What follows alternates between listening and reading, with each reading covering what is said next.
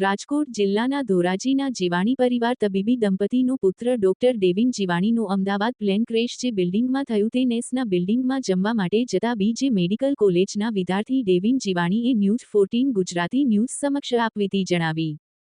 એને કહ્યું કે પ્લેન ક્રેશ થયો ત્યારે પ્રથમ એવું લાગ્યું કે દુશ્મન દેશ દ્વારા એર સ્ટ્રાઇક થઈ છે.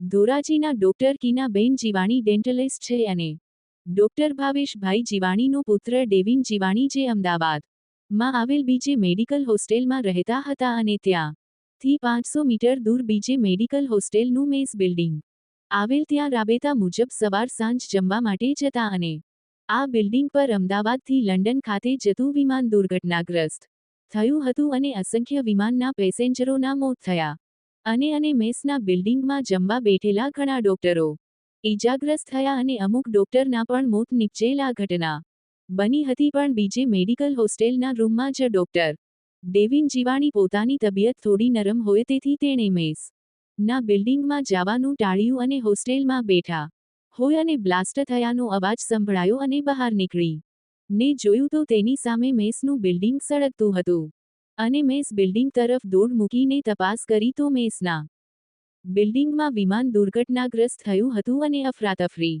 નો માહોલ સર્જાયો હતો અને ડેવિન જીવાણી પણ ત્યાંની પરિસ્થિતિ કોઈને થોડી ક્ષણો તો ડર લાગ્યો પણ જયા જોવો ત્યાં લાશો અને ઈજાગ્રસ્તોને ટ્રોમા સેન્ટરમાં પહોંચાડવા માટે કારમાં લઈને પહોંચાડવાની વ્યવસ્થા કરવામાં યોગદાન આપ્યું હતું અને ધોરાજી પોતાના પરિવારજનો સાથે મોબાઈલ પર ઘટના બની તેની જાણ કરી અને હું હેમખેમ છું, મને કશું થયું નથી તેવી માહિતી આપી દીધી હતી. ડેવિન જીવાણી સાથેના 2 ડોક્ટર મિત્રોના મોત થયા હતા. પરિસ્થિતિ સુધરી એટલે ધોરાજી પોતાના ઘરે આવી અને હાશકારો અનુભવ્યો હતો અને ભગવાનનો પાર માન્યો હતો કે આ ઘટના બની ત્યારે ત્યાં તબિયત બગડી હતી એટલે મેસ બિલ્ડિંગમાં જવાનું ટાળ્યું એટલે પોતે બચી ગયા હતા. પણ જો લોકો આ અકસ્માતમાં મૃત્યુ થયા અને વિમાન દુર્ઘટનાગ્રસ્ત હાલતમાં જોતા ભારે દુઃખની લાગણી જોવા મળી હતી અને પોતાનો પુત્ર હેમખેમ ધોરાજી આવી જતા માતા પિતાએ હાશકારો અનુભવ્યો હતો અને આ ઘટનાને લઈને જીવાણી પરિવાર પણ ભારે દુઃખદ વ્યક્ત કર્યું હતું.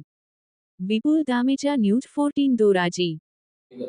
મારું નામ ડેવિન જીવાણી છે અને હું બીજે મેડિકલ કોલેજ અમદાવાદ ખાતે સેકન્ડ યર MBBS માં અભ્યાસ કરું છું.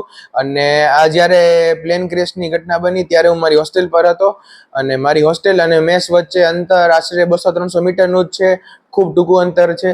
અને જ્યારે આ ઘટના બની ત્યારે મને જોરથી એક ધડાકો થયો હોય એવો અવાજ આવ્યો એટલે મને એમ લાગ્યું કે કંઈક બોમ્બ વિસ્ફોટ થયો છે. પણ હું જ્યારે ઉતરીને નીચે આવ્યો ત્યારે મેં જોયું કે આગ લાગી છે અને બહુ ધૂળ ને ધુમાડા ઉડી રહ્યા છે. એટલે મેં કોઈને પૂછ્યું કે શું થયું છે તો મને એવી જાણ થઈ કે આપણી મેસની બિલ્ડિંગ ઉપર પ્લેન ક્રેશ થયું છે. એટલે હું પણ ખૂબ ડરી ગયો, ગંભીરતાનો માહોલ હતો, ભાગદોડ મચી ગઈ હતી. હું પણ દોડીને મેસ પાસે પહોંચ્યો અને મેં જોયું કે ખૂબ લોકો ઈજામાં હતા. એટલે મેં મારી જાતથી જેટલી મદદ થઈ શકે એ કરવાની કોશિશ કરી. મેસમાં જેટલા ઘાયલ હતા એમને તરત જ હોસ્પિટલે પહોંચાડીને તેમને જલ્દી સારવાર મળે એવો પ્રયત્ન કરવાની કોશિશ કરી મેં. અને ચારે બાજુ બહુ દુઃખનો માહોલ હતો કેમ કે મારા જ બેચમેટ્સ આમાં મૃત્યુ પામ્યા હતા. એટલે ખૂબ દુઃખ ને ગંભીર ઘટના બની છે.